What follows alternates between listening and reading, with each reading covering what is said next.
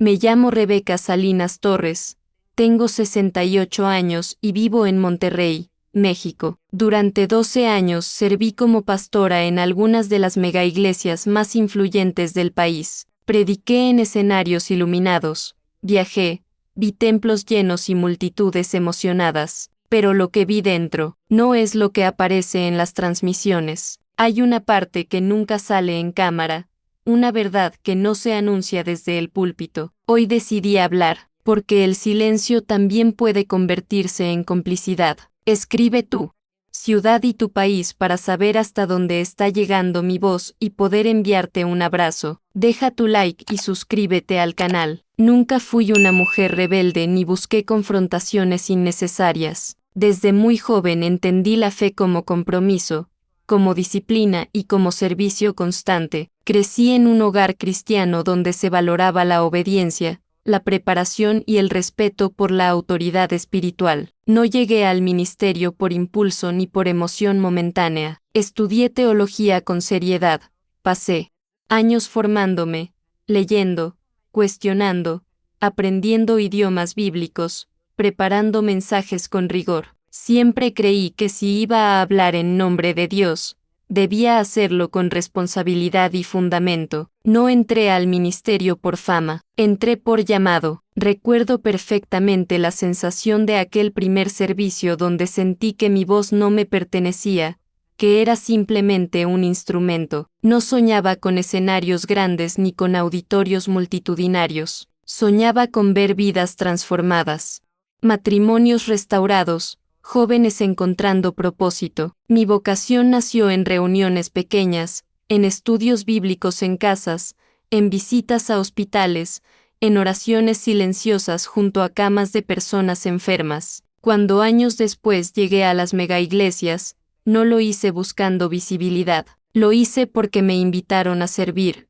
a enseñar, a aportar desde mi preparación. Fui fiel a cada responsabilidad que se me asignó. Preparaba cada mensaje con horas de estudio. Ayunaba antes de predicar. Oraba por cada persona que se acercaba a pedir consejo. Jamás utilicé el púlpito para beneficio personal. Siempre entendí el altar como un lugar sagrado, no como una plataforma. Durante 12 años mantuve una reputación intachable. Nunca estuve envuelta en escándalos. Nunca utilicé mi posición para obtener privilegios. Nunca promoví divisiones internas. Al contrario, muchas veces fui mediadora en conflictos, consejera en momentos de crisis y defensora de la unidad cuando surgían tensiones. Amaba la obra, y cuando digo que la amaba, no hablo de estructuras ni de edificios. Hablo de personas, de mujeres que se acercaban llorando después del servicio, de jóvenes que pedían orientación vocacional, de matrimonios al borde del divorcio buscando una palabra de esperanza. Mi corazón estaba con ellos,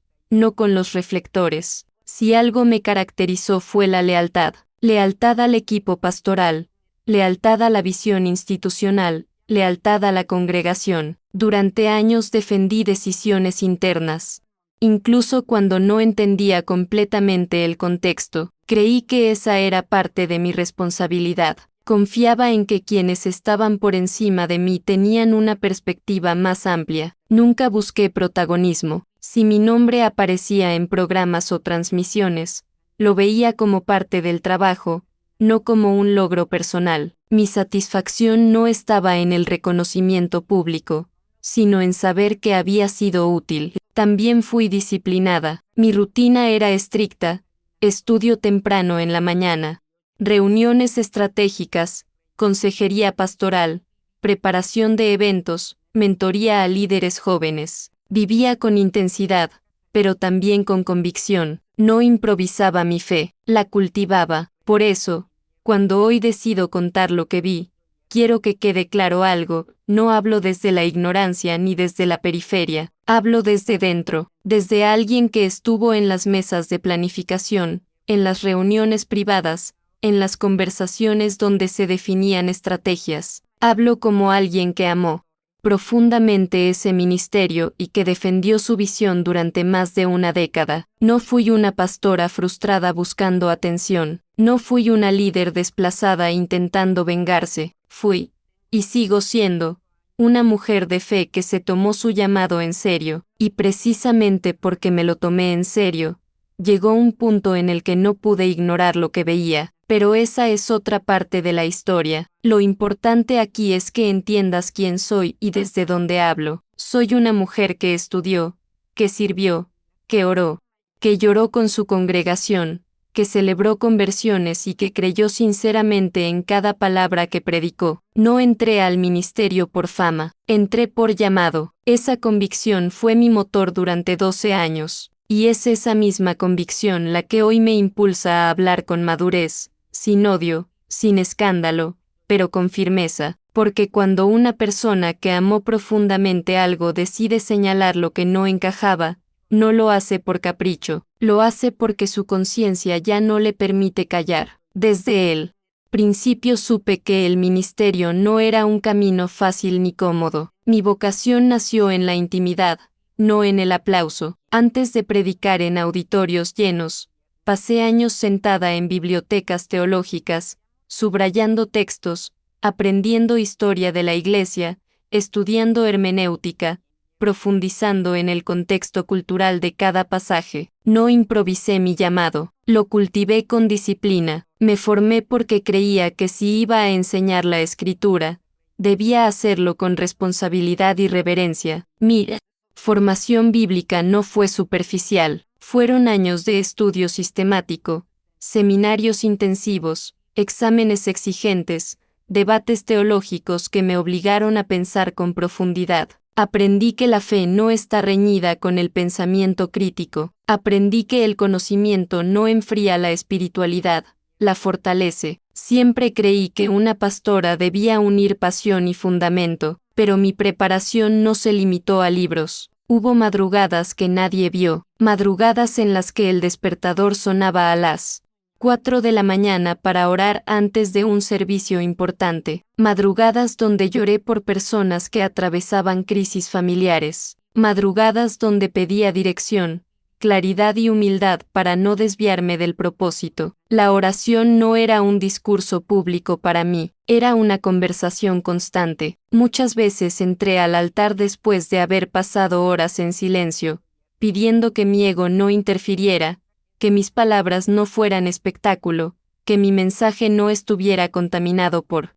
ambición. También practiqué ayunos prolongados, no para impresionar a nadie, sino porque creía en la disciplina espiritual. Me apartaba de reuniones sociales, cancelaba compromisos innecesarios y dedicaba tiempo a buscar dirección cuando debía tomar decisiones pastorales delicadas. No era una líder improvisada, era una mujer comprometida con su llamado. Mi sueño nunca fue tener un escenario, fue servir. Esa frase resume mi motivación. Cuando las invitaciones comenzaron a llegar para participar en eventos masivos, no sexta una oportunidad de fama, vi una oportunidad de impactar más vidas. Cuando me ofrecieron predicar en transmisiones en vivo, no pensé en cámaras, pensé en las personas al otro lado de la pantalla. Siempre me conmovieron más las conversaciones privadas que los auditorios llenos. Me marcaban más las cartas de mujeres agradecidas que los aplausos después de un mensaje. Prefería una oración sincera en una habitación pequeña que una ovación multitudinaria. Amaba acompañar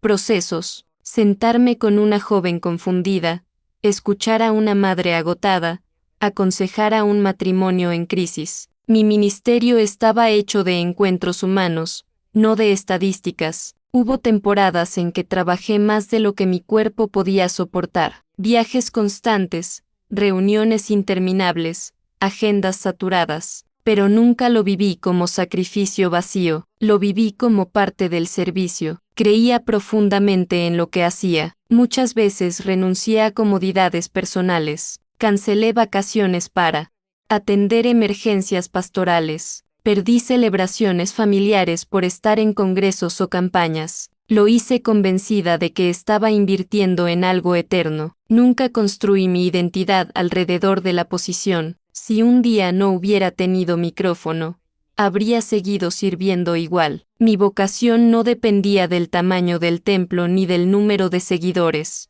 Por eso es importante que se entienda esto: lo que hoy comparto no nace del resentimiento, no es la voz de alguien que no logró lo que quería, no es la reacción de quien fue excluida. Durante esos 12 años fui respetada, invitada, considerada parte del liderazgo central. Si hubiera querido comodidad, habría seguido en silencio. Si hubiera buscado reconocimiento, habría defendido el sistema. Pero mi vocación siempre fue más grande que mi posición. Cuando miro atrás, recuerdo los rostros de quienes confiaron en mí. Recuerdo las manos que tomé mientras oraba. Recuerdo los abrazos después de un mensaje que tocó corazones. Esos momentos fueron reales. Mi amor por las personas fue real. Y precisamente porque fue real, lo que comenzó a incomodarme después también fue real. No hablo desde la periferia, hablo desde el centro de una vocación que tomé en serio, desde una mujer que estudió,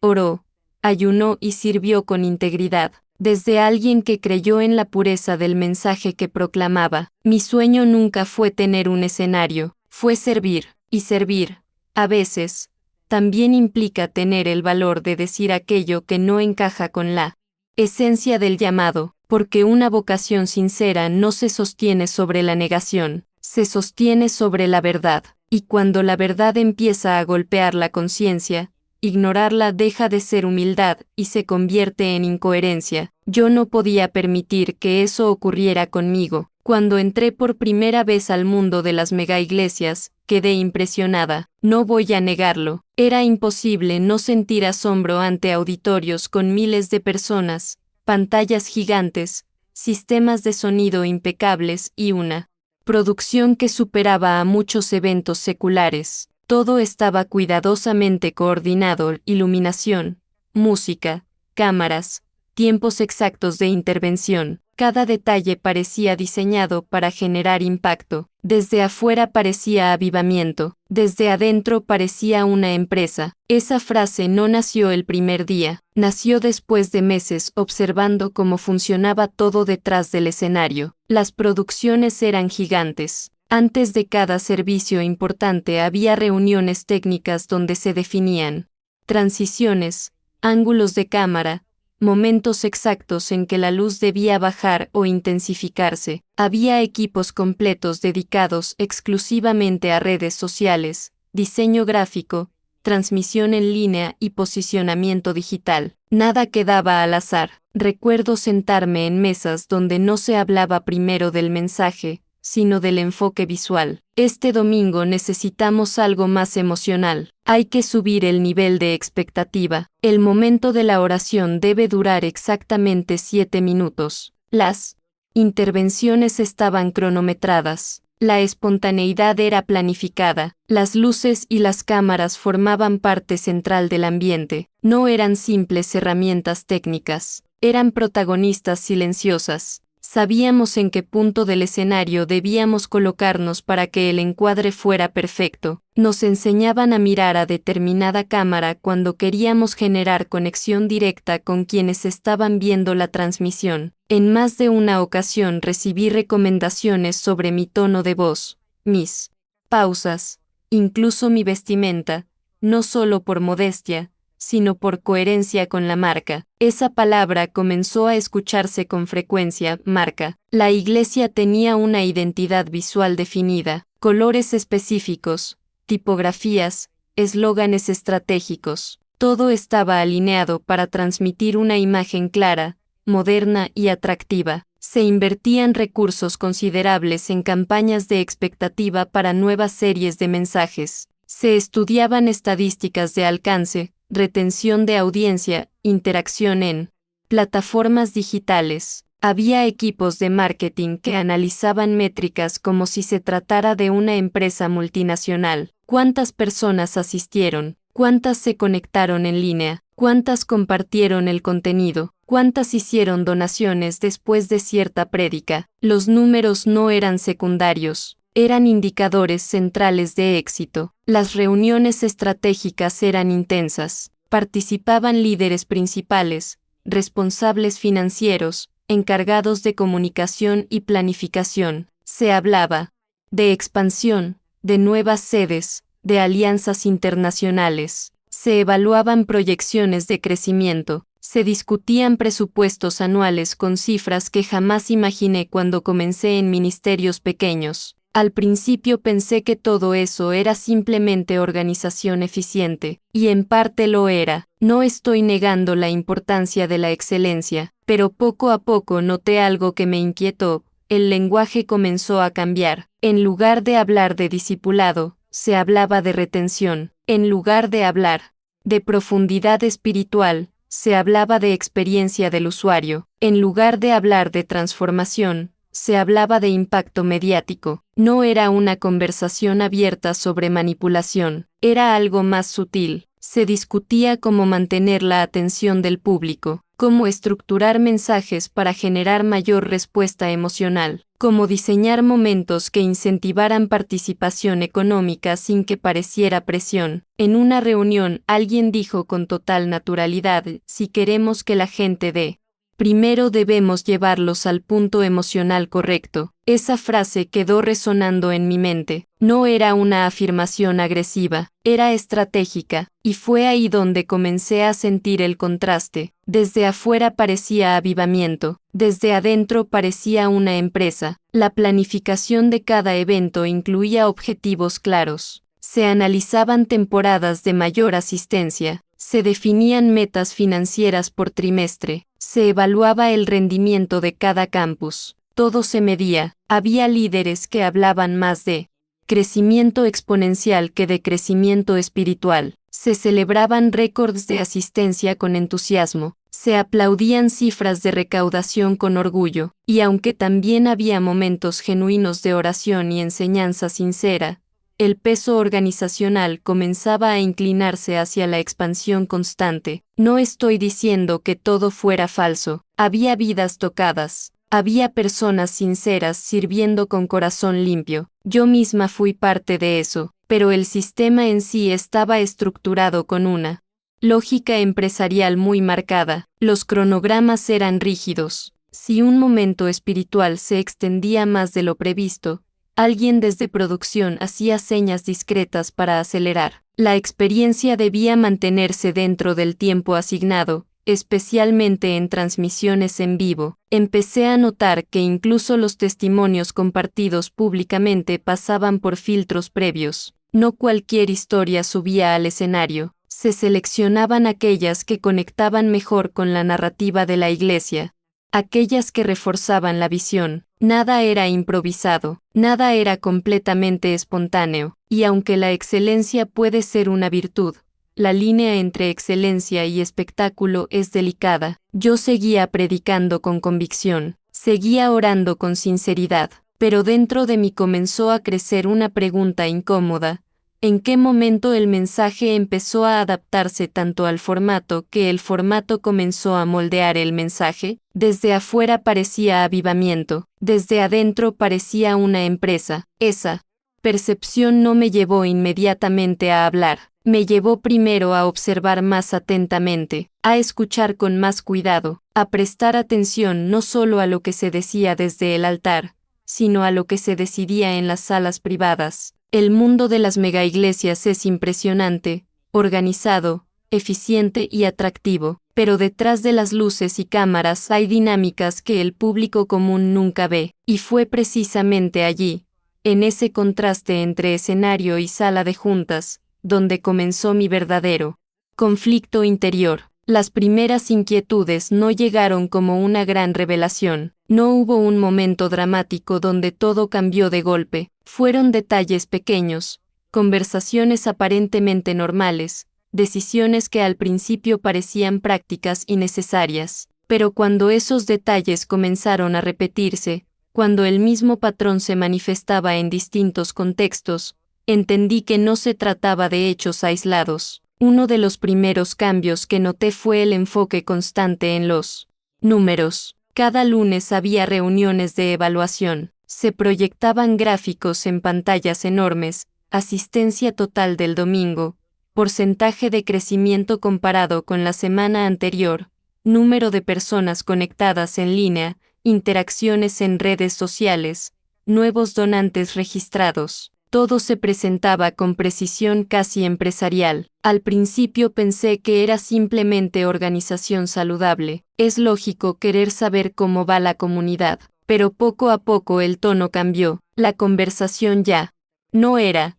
¿cómo están las personas?, sino ¿cómo estamos en cifras? Si la asistencia bajaba, el ambiente se tensaba. Si las donaciones disminuían, se activaban reuniones urgentes. Empecé a notar que el éxito se medía en cifras, no en transformación. Esa frase comenzó a formarse en mi mente mientras escuchaba análisis financieros más detallados que evaluaciones espirituales. Se hablaba de metas financieras trimestrales con una precisión impresionante. Se proyectaban presupuestos, se comparaban campañas de recaudación, se diseñaban estrategias para optimizar la generosidad. Recuerdo una reunión donde alguien dijo, si no alcanzamos esta meta, tendremos que replantear el enfoque del próximo mes. No hablaba de enfoque pastoral, hablaba de enfoque financiero. La presión no era solo espiritual, era económica. Las metas no eran modestas. Se hablaba de expansión constante, nuevas sedes,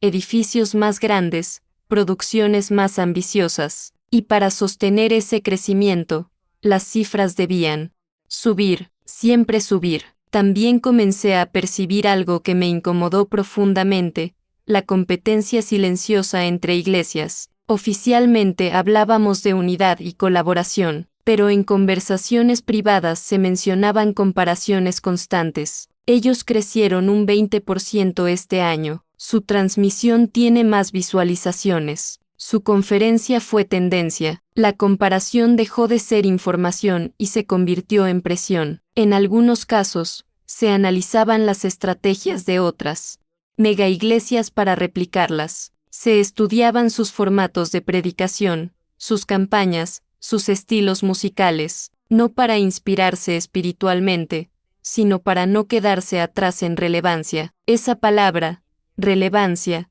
comenzó a escucharse con frecuencia. Tenemos que mantenernos relevantes. Hay que hablar el lenguaje de la nueva generación. Necesitamos adaptar el mensaje. Adaptar el mensaje. Al principio me pareció una intención válida. Es importante comunicar de manera comprensible, pero con el tiempo noté que no solo se adaptaba el lenguaje, se adaptaba el contenido. Se evitaban temas incómodos que pudieran afectar la asistencia. Se suavizaban ciertas enseñanzas para no incomodar a visitantes nuevos. Se estructuraban series de prédicas basadas en tendencias sociales. Recuerdo una conversación donde se sugirió eliminar ciertos pasajes difíciles de una serie porque podían resultar demasiado confrontativos para el público joven. La prioridad no era fidelidad total al texto, sino mantener la conexión emocional. Comencé a sentir que el mensaje estaba siendo moldeado por la reacción esperada del público. Había análisis detallados sobre qué tipo de prédicas generaban más interacción en línea. Se estudiaban comentarios, estadísticas de visualización, duración promedio de atención. Si un mensaje era considerado demasiado profundo y las cifras bajaban,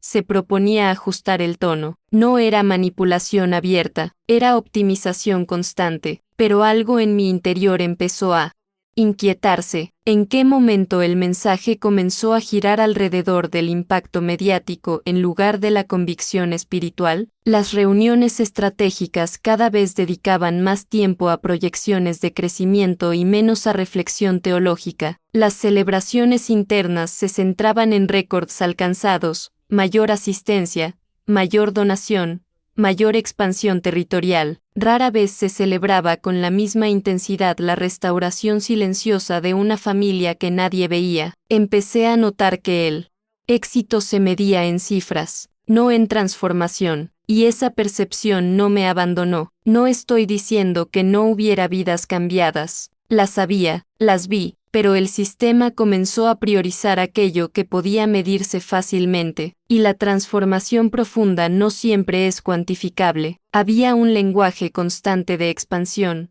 crecimiento, posicionamiento. Se hablaba de liderazgo con términos corporativos, Se promovían conferencias de desarrollo estratégico donde se enseñaban técnicas de crecimiento organizacional junto con principios bíblicos. Mi conflicto no surgió de inmediato. Durante un tiempo intenté justificar todo como parte de una nueva realidad. Tal vez así funciona el mundo moderno, me decía. Tal vez es necesario para alcanzar más personas. Pero cada vez que salía de esas reuniones y regresaba a la consejería pastoral, a las conversaciones reales con personas heridas, sentía el contraste. En esas oficinas estratégicas hablábamos de proyecciones. En las salas de oración, hablábamos de dolor humano, y la balanza parecía inclinarse cada vez más hacia lo primero. Empecé a notar que el éxito se medía en cifras, no en transformación. Esa fue la primera grieta en mi percepción. No fue una ruptura inmediata, fue una inquietud persistente, una sensación de que algo estaba desplazando el centro, y cuando el centro deja de ser la persona y se convierte en el número,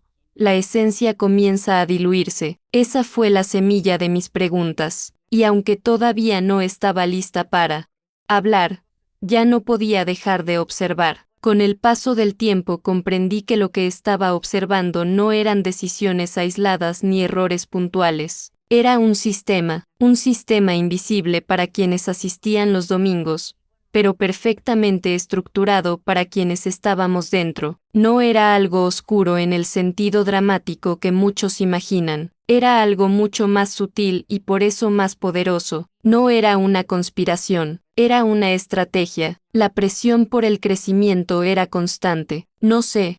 Trataba solo de desear que más personas conocieran el mensaje. Era una exigencia implícita. Cada campus debía superar los números del trimestre anterior. Cada evento debía atraer más asistentes que el anterior. Cada campaña debía recaudar más fondos que la pasada. Esa presión no siempre se expresaba como amenaza directa. Se comunicaba en reuniones donde se proyectaban gráficas ascendentes como símbolo de bendición. Si los números crecían, se celebraba como confirmación divina. Si descendían, se analizaba como señal de que algo estaba fallando. La lógica era clara, crecer equivalía a estar en la voluntad correcta. Esa asociación generaba ansiedad silenciosa en los líderes, porque si el crecimiento se estancaba, no solo estaba en juego la sostenibilidad financiera, también parecía estar en juego la legitimidad espiritual. Además de la presión por crecimiento,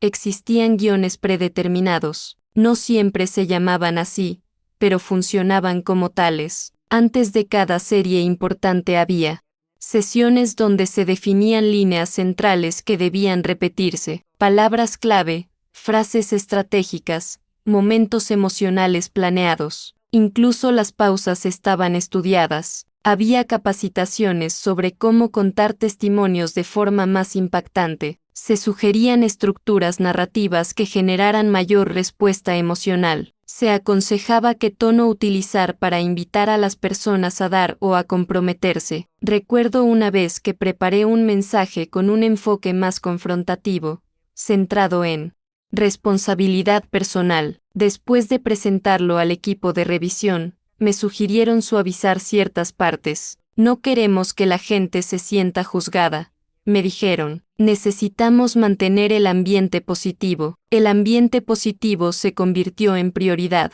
Poco a poco entendí que la espontaneidad tenía límites. No podías apartarte demasiado de la narrativa general. Si lo hacías, podías ser llamada a una conversación privada para alinear visión. El control de imagen era otra pieza fundamental. Todo lo que salía públicamente debía estar cuidadosamente filtrado. Las redes sociales eran monitoreadas. Las entrevistas eran preparadas. Las respuestas a preguntas sensibles estaban redactadas con antelación. Había frases recomendadas y frases que era mejor evitar. No se trataba solo de proteger reputaciones individuales, sino de preservar la marca institucional. La coherencia externa era esencial. Cualquier elemento que pudiera generar duda o debate debía manejarse internamente, antes de hacerse público. En varias ocasiones escuché la expresión, no podemos permitir que esta narrativa se salga de control. Esa frase no se refería a falsedades, se refería a situaciones reales que podían afectar la percepción pública, y entonces comprendí que el sistema no se sostenía únicamente por la presión de crecer, sino también por la necesidad de mantener una imagen impecable. Silenciar críticas no implicaba expulsiones masivas, era más refinado. Si alguien cuestionaba demasiado, se le invitaba a conversar en privado, se le recordaba la importancia de la unidad, se le sugería que ciertas discusiones podían debilitar la obra. Si persistía, podía perder espacios de liderazgo progresivamente. Nada escandaloso, nada visible, pero efectivo. No era una conspiración, era una estrategia diseñada para mantener estabilidad, crecimiento y control. Lo más impactante es que muchas personas dentro del sistema no se consideraban manipuladoras. Creían sinceramente que estaban protegiendo algo sagrado. El lenguaje espiritual justificaba decisiones estratégicas. Se hablaba de cuidar la visión, proteger el llamado, evitar divisiones. Y en nombre de esa protección, la transparencia se volvía selectiva. Había temas que simplemente no se discutían públicamente, no porque fueran falsos, sino porque podían afectar la percepción. Con el tiempo, esa cultura genera autocensura. Ya no necesitas que alguien te silencie. Aprendes a medir tus palabras antes de hablar. Aprendes qué preguntas son aceptables y cuáles no. Aprendes qué comentarios podrían incomodar. Y así el sistema se perpetúa sin necesidad de coerción abierta. Yo misma participé en ese mecanismo sin darme cuenta al principio. Repetí frases alineadas. Evité profundizar en temas que sabía que no encajaban con la narrativa general. No por maldad, sino por adaptación. Pero cada vez que lo hacía, algo dentro de mí se movía. No era una conspiración, era una estrategia que priorizaba estabilidad sobre confrontación, crecimiento sobre reflexión, imagen sobre profundidad. El sistema invisible no se percibe desde el auditorio, se vive en las salas de planificación, en los correos internos, en las conversaciones donde se decide qué se dirá y qué se omitirá. Y lo más inquietante es que funciona con eficacia, porque cuando todos creen que están protegiendo algo mayor, pocos se detienen a preguntar si lo que están protegiendo sigue siendo fiel a su esencia. Esa pregunta empezó a perseguirme, y cuando una pregunta no encuentra espacio para ser expresada, comienza a crecer en silencio. Fue allí donde mi conflicto dejó de ser una simple inquietud y comenzó a convertirse en conciencia. Lo que vi no fue algo que pudiera señalar con el dedo en un solo día. No fue una escena aislada que me obligara a reaccionar de inmediato. Fue una acumulación de detalles que, juntos, comenzaron a revelar una dinámica incómoda. Durante mucho tiempo intenté convencerme de que estaba exagerando, de que todo formaba parte de una estructura grande y compleja, pero cuando empecé a observar con más atención, comprendí que lo que estaba presenciando iba más allá de simple organización. Había manipulación emocional en las prédicas. No hablo de emoción genuina, esa que nace cuando el mensaje toca una fibra real en el alma. Hablo de momentos diseñados con precisión quirúrgica. Se estudiaba el punto exacto donde la música debía subir. Se indicaba cuándo hacer una pausa más larga. Se sugería repetir una frase hasta generar lágrimas colectivas. Recuerdo reuniones donde se discutía el orden de los elementos para maximizar impacto. Primero una canción suave, luego una historia conmovedora, después un silencio calculado. Nada estaba completamente improvisado. Incluso las historias personales que compartíamos desde el púlpito eran previamente evaluadas para asegurar que generaran la respuesta emocional deseada. No era espontaneidad, era construcción. También noté que los testimonios compartidos públicamente no eran simplemente los más sinceros, sino los más útiles para la narrativa. Había muchas historias reales dentro de la comunidad, pero solo algunas llegaban al escenario, aquellas que reforzaban la visión, que mostraban resultados rápidos, que ilustraban prosperidad evidente, los testimonios que hablaban de procesos largos, de luchas sin solución inmediata, raramente eran amplificados. No encajaban con la imagen de éxito constante que se quería proyectar. La narrativa debía ser inspiradora, contundente, convincente. Había momentos que parecían mover corazones, pero estaban diseñados para mover bolsillos. Esa frase comenzó a formarse en mi interior cuando observé la forma en que se estructuraban ciertos llamados a donar. No se pedía de manera burda, se hacía después del punto emocional más alto del mensaje, justo cuando la congregación estaba más sensible, más abierta, más conmovida. Se utilizaban frases cuidadosamente elegidas: este es el momento de sembrar. Dios honra a los valientes. No dejes pasar esta oportunidad. La música se mantenía suave de fondo, las luces bajaban ligeramente, el ambiente se volvía íntimo, y en ese clima emocional, se presentaban metas financieras concretas. No era coerción explícita, era persuasión refinada. En algunas reuniones internas se analizaban los resultados de estas dinámicas. Se evaluaba qué tipo de mensaje generaba mayor respuesta económica. Se ajustaban detalles para mejorar el impacto la próxima vez. Los discursos también estaban cuidadosamente calculados. Había palabras que se repetían estratégicamente: expansión, influencia, conquista, multiplicación. Se construía una narrativa de crecimiento constante donde participar financieramente parecía ser parte esencial de la misión. Nada de esto se presentaba como manipulación. Se hablaba de visión, de compromiso, de oportunidad espiritual, pero cuando observas la repetición constante del mismo patrón,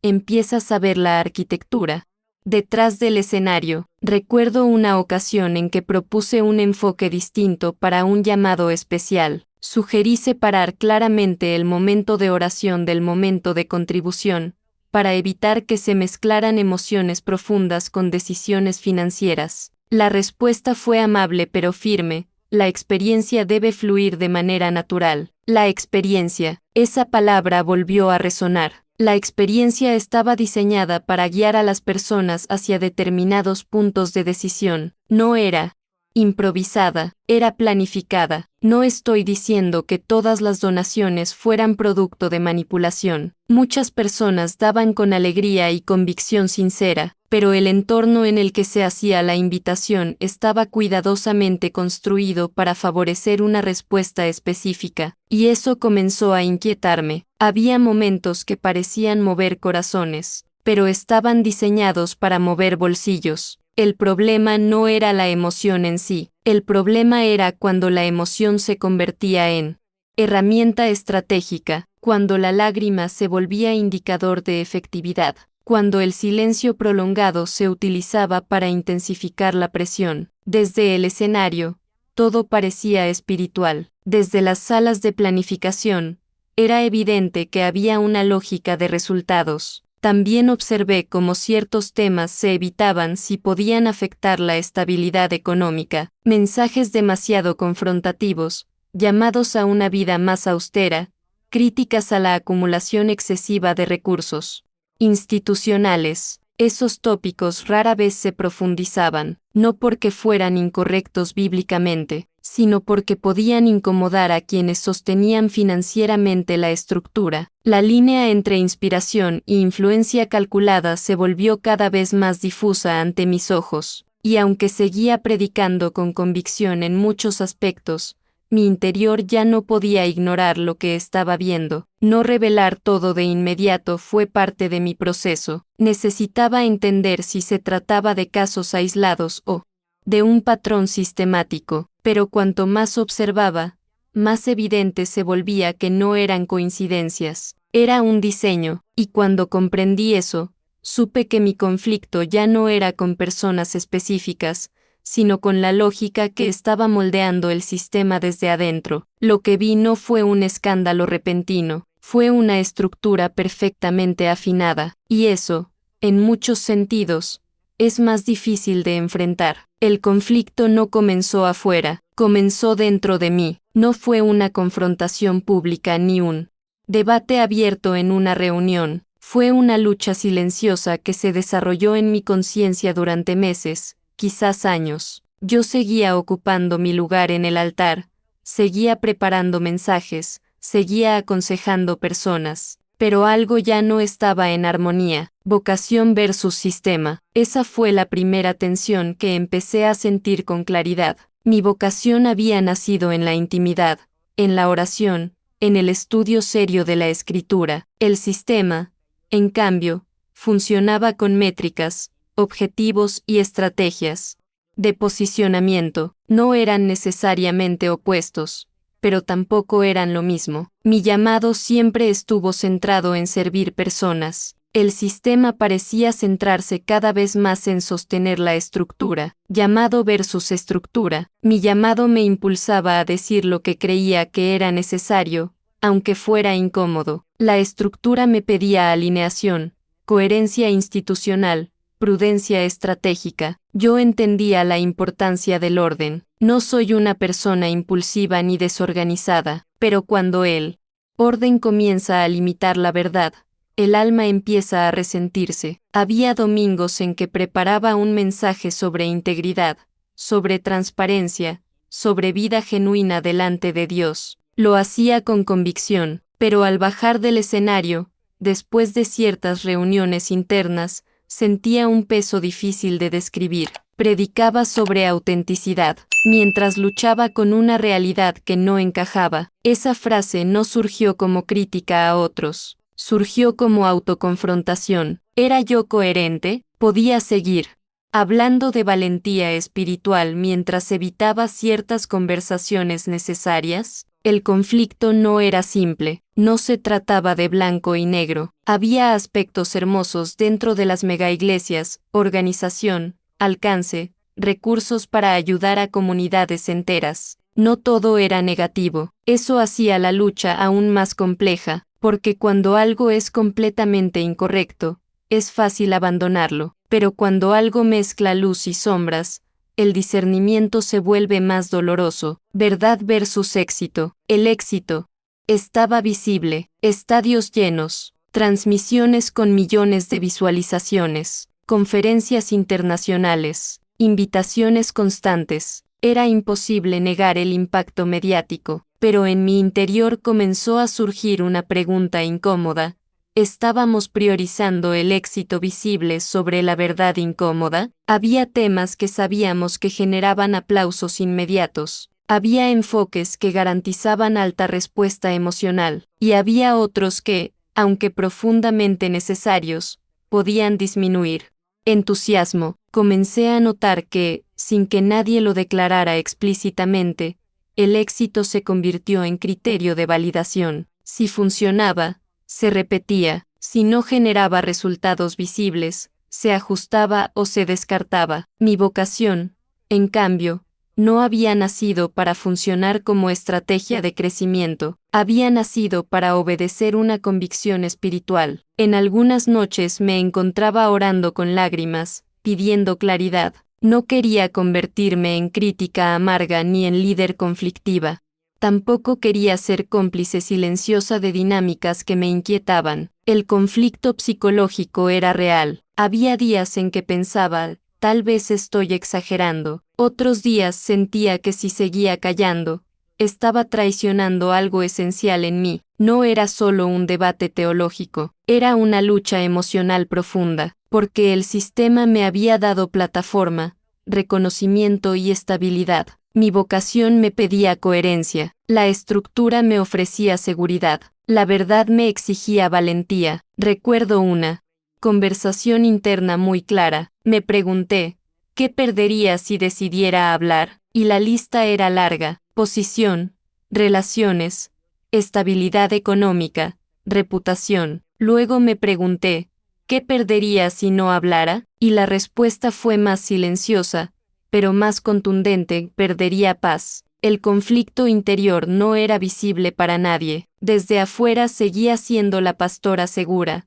firme, preparada, pero dentro de mí se estaba librando una batalla constante. Había momentos en que, mientras predicaba sobre transparencia, una parte de mí se preguntaba si estaba aplicando esa misma transparencia al entorno que me rodeaba. Predicaba sobre autenticidad, mientras luchaba con una realidad que no encajaba. No quería destruir nada, no quería atacar a nadie, solo quería que lo que predicábamos coincidiera con lo que vivíamos detrás de las puertas cerradas. El problema es que cuando el éxito externo es tan evidente, cuestionarlo parece casi sacrilegio. ¿Cómo dudar de algo que está creciendo tanto? ¿Cómo plantear inquietudes cuando miles parecen beneficiarse? Pero el crecimiento numérico no siempre equivale a crecimiento espiritual profundo, y esa idea comenzó a perseguirme. Mi conflicto no era con la fe, era con la forma en que la fe estaba siendo administrada. No era con Dios, era con ciertas dinámicas humanas. Y cuando esa distinción se volvió clara,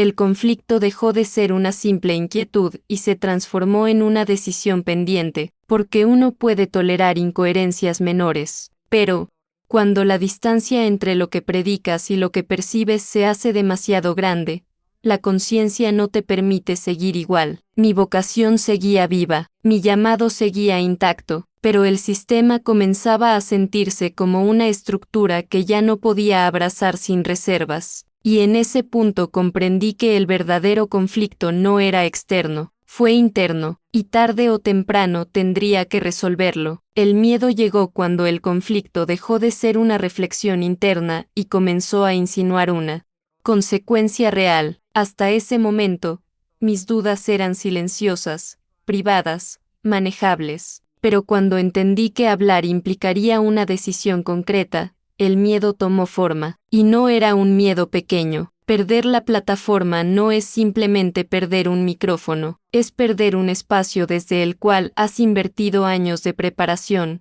esfuerzo y entrega. Durante 12 años ese altar fue parte de mi identidad, no por vanidad, sino porque allí servía, enseñaba, acompañaba procesos. Saber que al expresarlo, que veía podía quedar fuera de ese espacio era una posibilidad real. También estaba el salario, no me avergüenza decirlo. Vivía de ese ministerio, mi sustento dependía en gran parte de esa posición. Las megaiglesias no solo ofrecen visibilidad, ofrecen estabilidad financiera. Había compromisos, responsabilidades, personas que dependían de mí. Decidir hablar no era una postura romántica, era una decisión con implicaciones prácticas. Había noches en que pensaba, ¿y si después de esto no encuentro lugar en ningún otro ministerio? ¿Y si mi nombre comienza a asociarse con conflicto? ¿Y si las puertas se cierran una tras otra? El miedo no era a perder el púlpito, era a quedarme sin comunidad.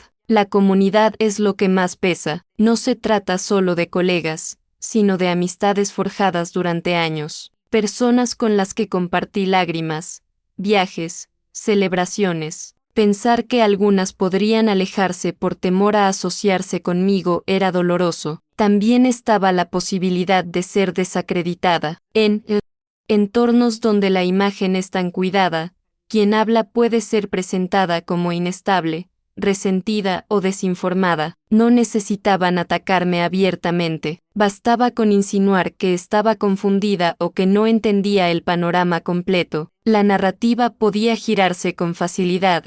Está pasando por una crisis personal. Se dejó influenciar por críticas externas. No comprendió la visión en su totalidad. Esas frases son suficientes para sembrar dudas sin necesidad de confrontación directa, y yo sabía cómo funciona ese mecanismo, porque lo había visto antes con otros líderes que se apartaron. Perder plataforma, perder salario, ser desacreditada, quedarse sola. Esa lista comenzó a repetirse en mi mente como un eco constante. Había invertido más de una década construyendo credibilidad. Mi formación, mi trayectoria, mis predicaciones, mis libros, mis conferencias, todo podía verse empañado por una sola decisión. No era una amenaza explícita. Nadie me dijo, si hablas, te vas. El sistema es más sofisticado que eso. Simplemente deja claro, con sutileza, que la alineación es valorada y la disonancia tiene consecuencias. Había reuniones donde se comentaban casos de otros líderes que no supieron manejar sus diferencias internamente. Se hablaba de la importancia de proteger la unidad. Se repetía que el testimonio público era frágil. Ese lenguaje, aunque no dirigido específicamente a mí, alimentaba el miedo. Recuerdo una madrugada en particular. Estaba sola en mi sala, con la Biblia abierta sobre la mesa. Pensé en todo lo que podía perder. Pensé en la estabilidad que tenía. Pensé en las amistades que podían enfriarse. Pensé en los mensajes de apoyo que podían transformarse en silencio incómodo. El miedo no era irracional, era concreto. No se trataba solo de valentía espiritual, sino de consecuencias tangibles. También temía ser malinterpretada. No quería que mi historia fuera usada como munición por personas que simplemente odian la Iglesia. No quería que se mezclara mi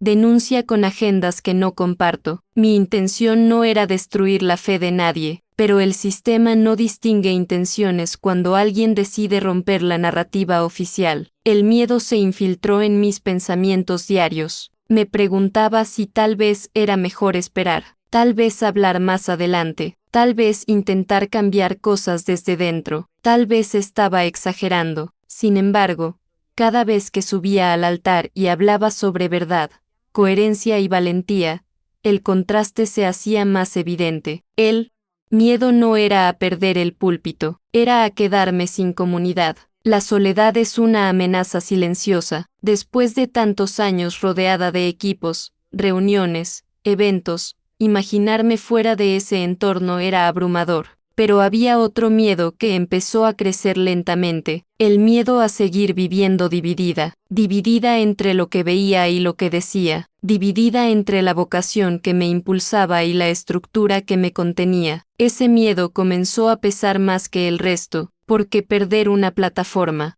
duele, perder ingresos preocupa, estar desacreditado es inquietante, pero perder coherencia interior desgasta profundamente. Llegó un punto en que entendí que cualquier decisión implicaría pérdida. La pregunta ya no era si iba a perder algo, sino que estaba dispuesta a perder. Y en ese proceso comprendí algo fundamental: el miedo es poderoso, pero no puede ser el criterio final, porque cuando el miedo define tus decisiones, tu vocación deja de ser libre. Y yo no había aceptado el llamado para vivir condicionada por temor. El miedo estuvo presente, pero no fue lo suficientemente fuerte para silenciar mi conciencia para siempre. El momento que me rompió no fue una discusión teológica ni una diferencia estratégica, fue algo concreto, humano, imposible de justificar con discursos elegantes. Durante años había tolerado tensiones internas,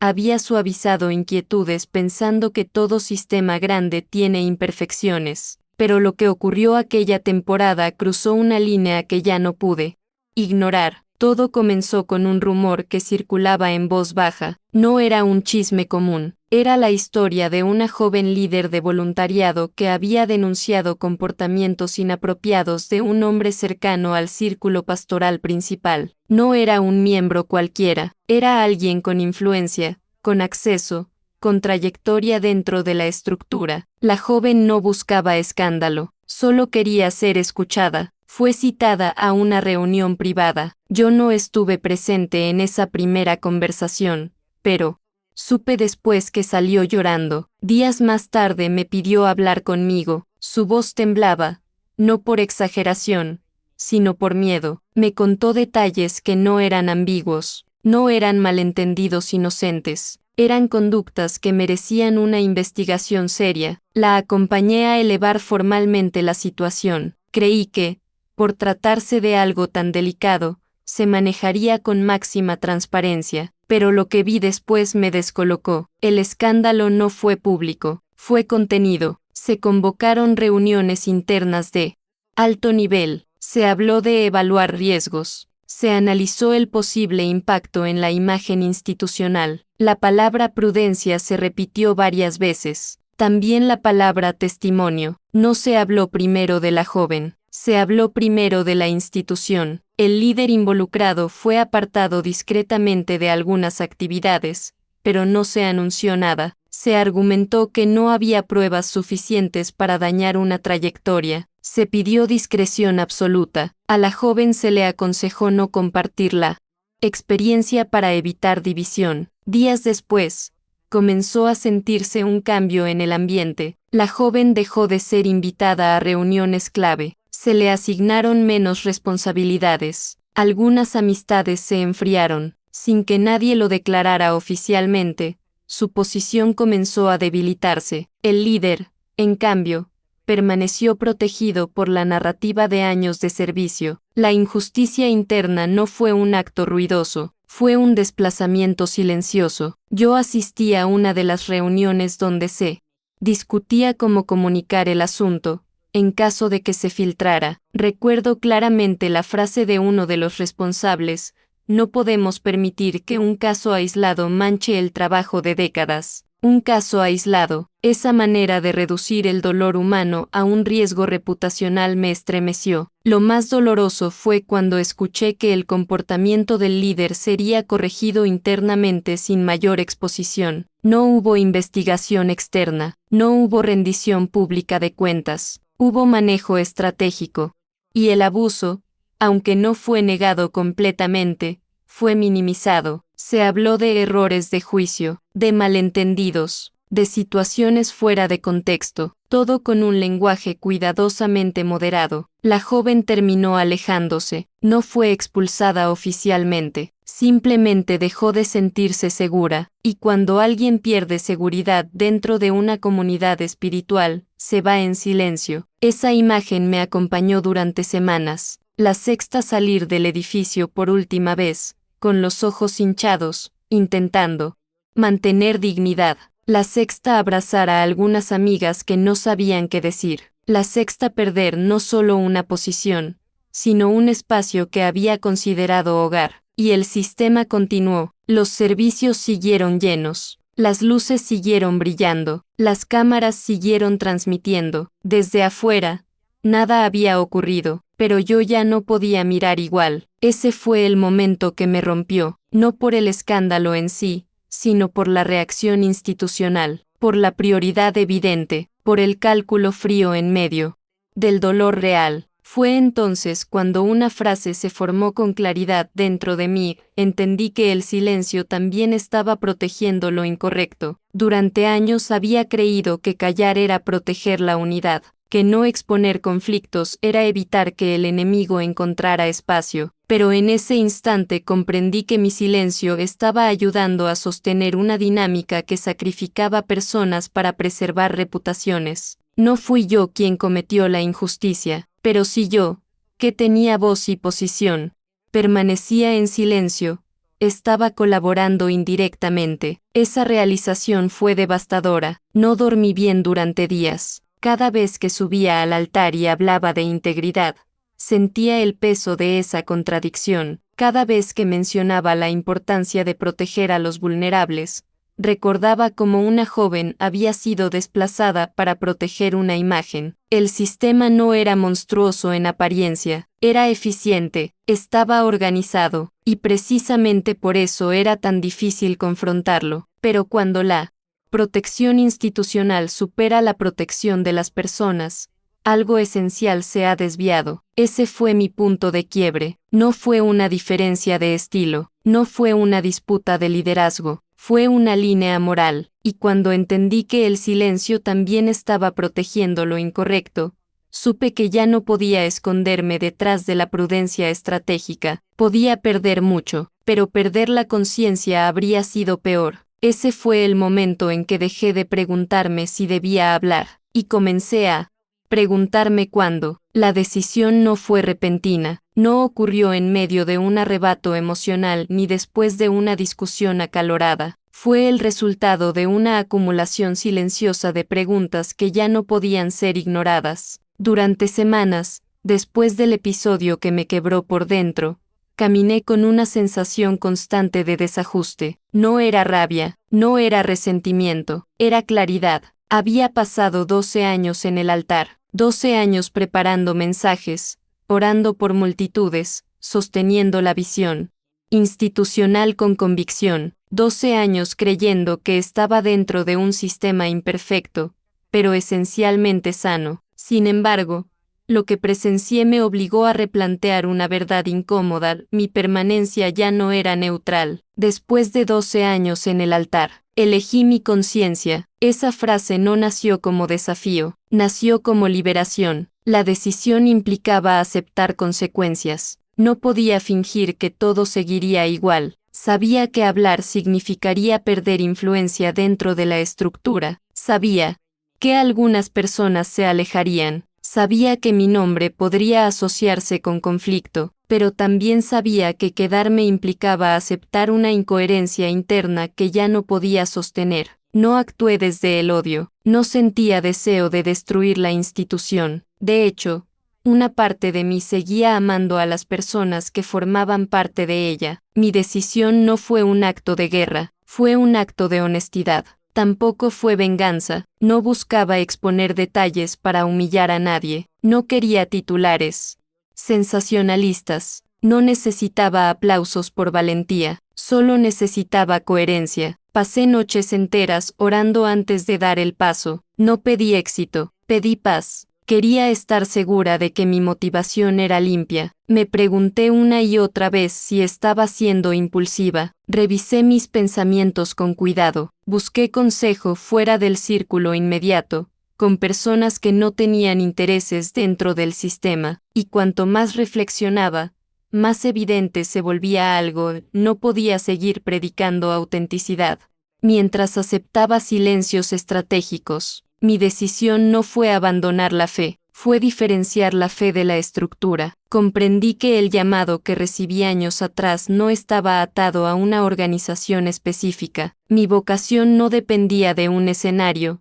de un contrato ni de una transmisión en vivo. Mi vocación era más antigua que esa plataforma y más profunda que cualquier posición. Recuerdo el día exacto en que comuniqué mi decisión. No hubo gritos. No hubo confrontación dramática, fue una conversación formal, respetuosa, firme. Expliqué que no podía continuar dentro de una dinámica que ya no coincidía con mis convicciones. Algunas miradas reflejaron sorpresa, otras decepción. Hubo quienes intentaron persuadirme con argumentos de estabilidad, de unidad, de paciencia estratégica. Escuché todo con respeto, pero mi decisión ya estaba tomada. Después de 12 años en el altar, elegí mi conciencia. Elegir la conciencia no significa sentirse superior, significa asumir responsabilidad personal, significa aceptar que no puedes controlar las narrativas que otros construyan sobre ti, significa caminar hacia lo desconocido sin garantías. Sabía que habría rumores. Sabía que algunos interpretarían mi salida como rebeldía. Sabía que la historia podría contarse desde ángulos distintos al mío, pero entendí que la aprobación general no puede ser el criterio final cuando está en juego la integridad. La decisión también implicó duelo. No fue fácil cerrar una etapa tan significativa.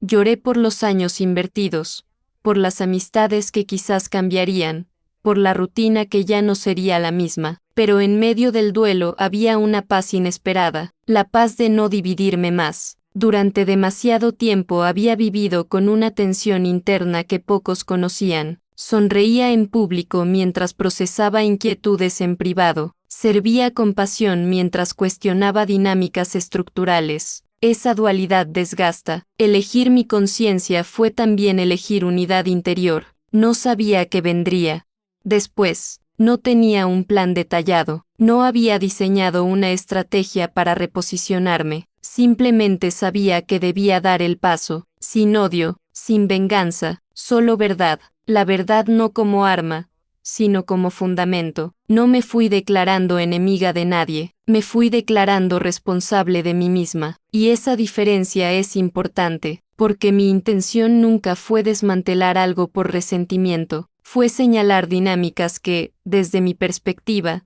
necesitaban ser confrontadas con madurez. Hoy, cuando miro atrás, no me arrepiento de los 12 años invertidos. Fueron reales, fueron significativos. Aprendí, crecí, serví con sinceridad. Pero también reconozco que llegó un punto en que permanecer habría significado traicionarme, y ninguna estructura vale más que la conciencia. Después de 12 años en el altar, elegí mi conciencia, y aunque esa elección tuvo costo, también trajo algo invaluable, coherencia, porque al final, la plataforma puede desaparecer, la reputación puede fluctuar, la posición puede cambiar, pero cuando la conciencia está en paz, el alma descansa, y eso no tiene precio. La verdad no necesita gritar para ser contundente, no necesita exageraciones ni escándalos para ser clara. Cuando decidí hablar, entendí que no debía hacerlo desde la rabia ni desde el sensacionalismo, sino desde la madurez. No se trataba de destruir personas,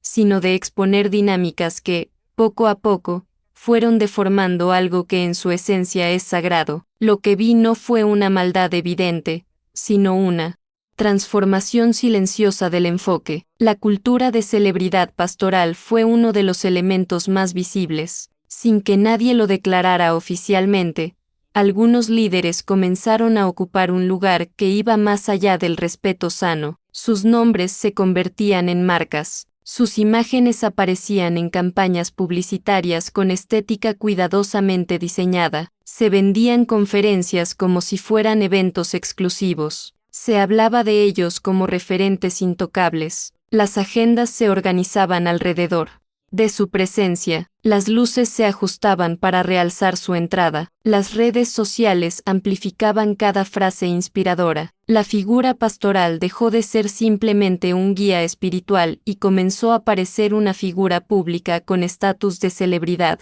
No estoy diciendo que todos buscaran fama deliberadamente. Muchos comenzaron con sinceridad, pero el sistema mismo incentivaba esa elevación. Cuanto más carismático el líder, mayor la asistencia. Cuanto mayor la asistencia, mayor la proyección mediática, y cuanto mayor la proyección, más difícil era cuestionar. Esa dinámica generó una forma de idolatría moderna. No se llamaba adoración, pero se parecía demasiado. Las decisiones de ciertos líderes no se analizaban críticamente. Sus palabras eran recibidas como definitivas. Sus errores eran justificados con rapidez. La comunidad comenzaba a proteger la imagen del líder como si fuera frágil. Cuando la figura humana ocupa el centro, la fe comienza a desplazarse hacia la persona en lugar de hacia Dios. Ese desplazamiento no es inmediato ni evidente, es progresivo, y cuando finalmente se percibe,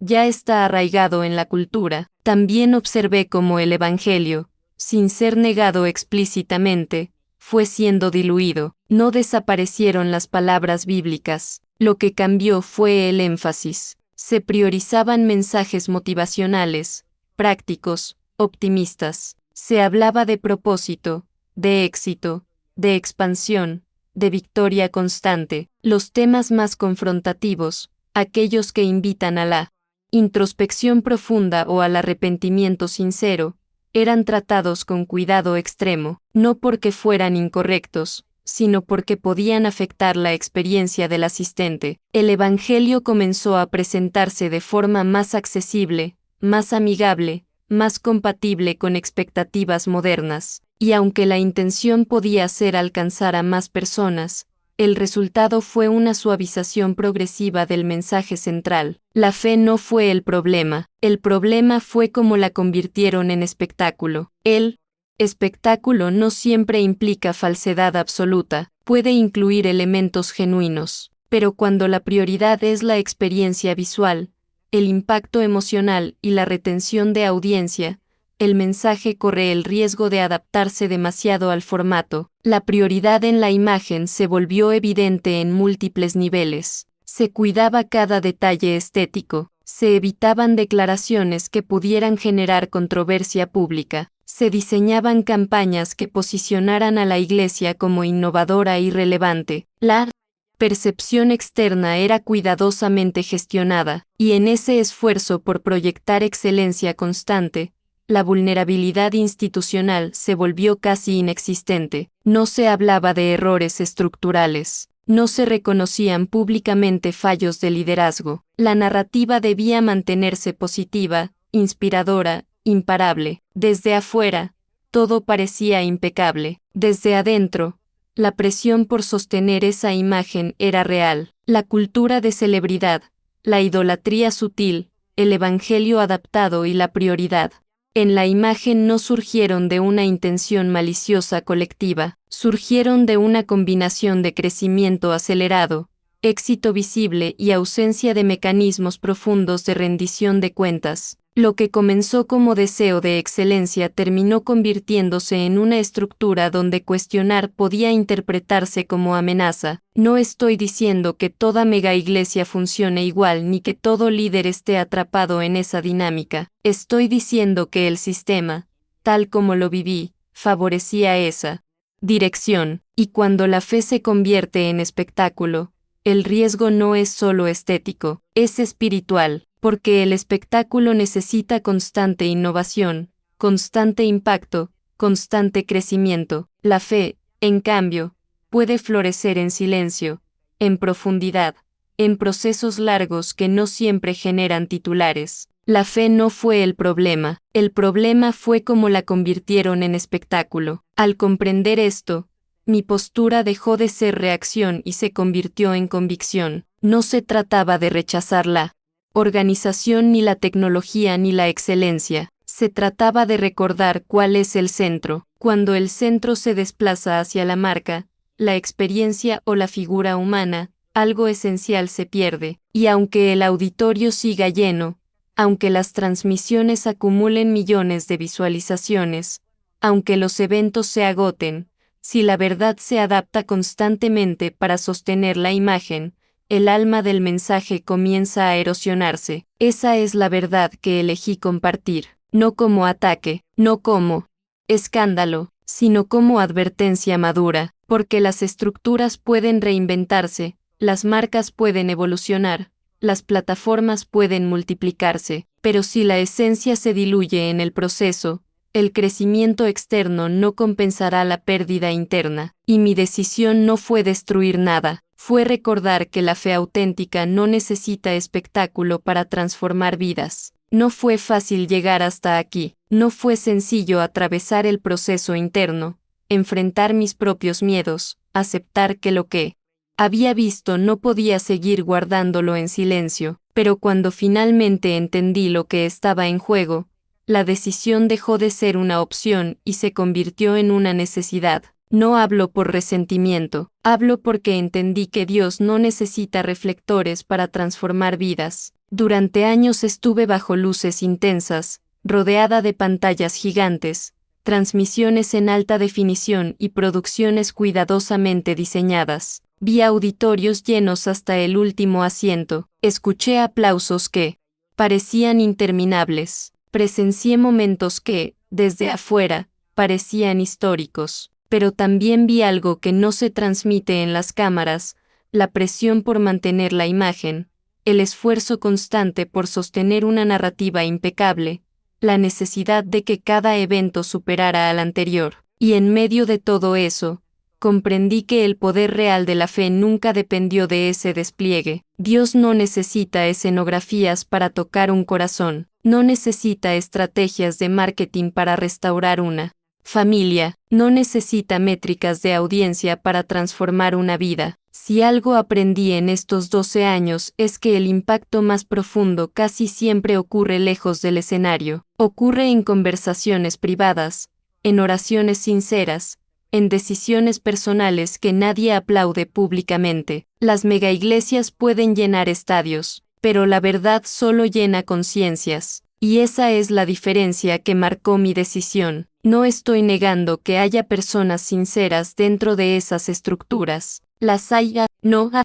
Estoy afirmando que todo lo que ocurre en ellas sea falso. No lo es. Lo que estoy diciendo es que cuando la fe se mezcla demasiado con espectáculo, el riesgo de desviar el centro es real. El centro nunca fue el líder, nunca fue la producción, nunca fue la expansión. El centro siempre fue la verdad. Y la verdad no necesita volumen alto ni luces perfectas para sostenerse. Cuando decidí hablar, supe que algunos me entenderían y otros no. Supe que habría quienes interpretarían mis palabras como ataque, y otros como liberación, pero no puedo controlar la interpretación de todos. Solo puedo responder por mi conciencia. Durante mucho tiempo creí que permanecer en silencio era proteger la unidad. Hoy entiendo que la unidad basada en apariencia no es unidad verdadera. La unidad genuina solo puede sostenerse cuando hay transparencia, cuando la crítica no es vista como amenaza sino como oportunidad de ajuste. Mi intención no es destruir iglesias. Mi intención es recordar que la fe no nació como espectáculo, nació como encuentro, encuentro con Dios, encuentro con la verdad, encuentro con la propia conciencia. Si algo de esta historia resonó contigo, no lo ignores. No tienes que adoptar mi postura automáticamente, solo detente a reflexionar. Pregúntate qué estás priorizando en tu experiencia espiritual. Pregúntate si lo que te emociona también te transforma. Pregúntate si la estructura que admiras permite preguntas o solo celebra resultados. Porque al final del día, lo que permanece no es el evento, no es la transmisión, no es el impacto momentáneo. Lo que permanece es la coherencia interior. Si crees que la fe no debe convertirse en espectáculo, escribe en los comentarios: la fe no es un show. Tu voz importa, tu reflexión importa, tu experiencia importa. Deja tu like si este mensaje te ayudó a ver algo desde otra perspectiva. Suscríbete al canal para escuchar más testimonios contados con respeto, profundidad y verdad. No necesitamos más ruido, necesitamos más conciencia. Las megaiglesias pueden llenar estadios, pero la verdad solo llena conciencias, y cuando una conciencia despierta, ningún reflector es necesario.